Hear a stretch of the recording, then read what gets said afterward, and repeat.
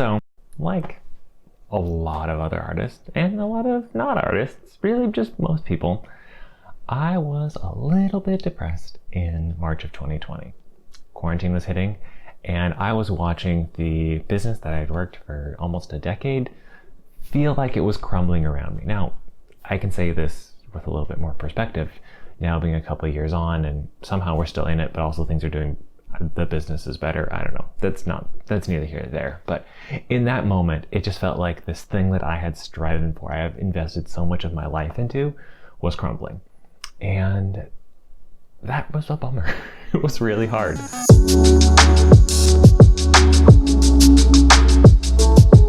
We were home. We're just home a lot. And there's something very suffocating in that. I actually hadn't started my portrait project with Lena at this point.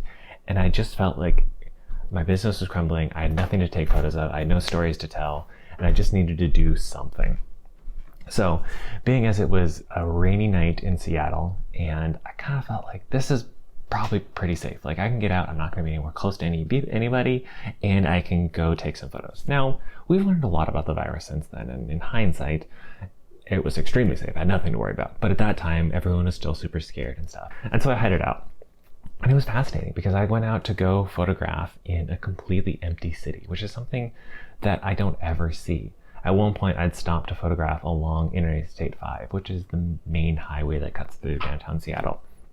And I could count 20, 30 seconds of completely empty highway.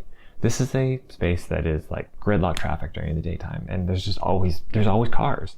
And it was empty.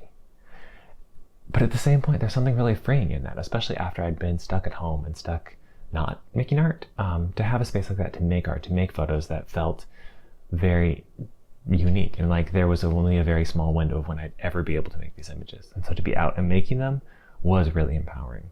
So after a few other stops, I ended up at Pike Place Market, which you've heard of before. It's rather well known. It's bustling. It's the place where the fish go flying. It's the place that's called the first Starbucks, but it's not actually the first Starbucks, but it's the oldest Starbucks. But that's not really the point, because it's just a Starbucks. But it's all in the same place and is usually really hopping. And so to get into that place and to have it be almost completely deserted, like the only other person that was there was another guy who had felt fed up in his house and needed a way to get out, and had gone down, and we're just like reveling in this emptiness, like a ghost town. Like it felt like very post-apocalyptic, and that we were the only ones experiencing this public space. I mean, we've all watched movies where you see, so-and-so walking through New York, and they're walking past the Statue of Liberty is in the water, and they're getting through, or like all of the post-apocalyptic movies. Part of what makes them feel so renowned is because you take these popular places and make them be vacant, and we were living that. And then on top of it, there was just this gentle mist that was falling from the sky throughout while I was making these photos. It just felt extremely eerie and personal all at the same time. But also, as a photographer, as somebody who felt incredibly creatively stifled, it was really invigorating. Like, I was so stoked. I think I came home and Erica was laughing at me because I was just kind of bouncing off the walls with excitement. But the photo that stands out the most to me as I look back on this is this one.